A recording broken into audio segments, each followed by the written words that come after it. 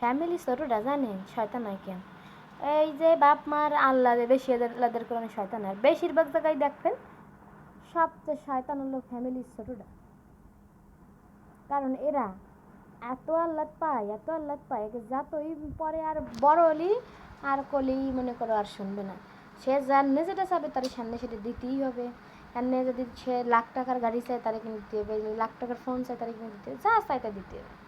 আমার দেখার মতো সব ফ্যামিলির বড় সাল মেয়ে যাই হোক বড়টা একটু বেশি ভদ্র হয়, তারপরেরটা একটু রাগি হয়, কিন্তু ছোটোটার মতো কোনোটা হয় না।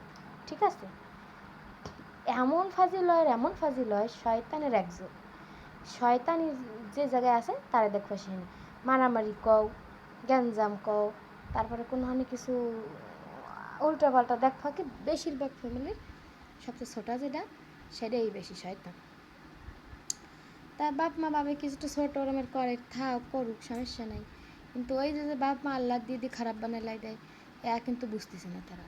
তাকে অজান্তেই মনে করো খারাপ হয়ে যেতেছে, তাকে অজান্তেই বাপ মার কারণেই ছোটো ছেলেটা খারাপ হয়ে যায় সব ফ্যামিলির। আমি আমার ঘরের তাও আমি দেখছি, আমি পরের টানায় বাদই দিলাম। ঠিক আছে, তোমরা নিজেরাও দেখো যে ছোটো সালটা বেশি শয়তান হয়ে যায়, সাল হোক আর মেয়ে হোক, ছোটো যেটা থাকে সেটাই বেশি শয়তান হয়ে যায়। আর এর হলো একমাত্র খালি কারণ হলো আল্লাহ। আল্লাহ দি গলি পারবে না, আল্লাহ আমার সালটা এই রুমের করতেছে তাই দি দি দি, কিন্তু ওইটা যে শয়তানে যেতেছে তা আর সে বুঝবে না। ঠিক আছে,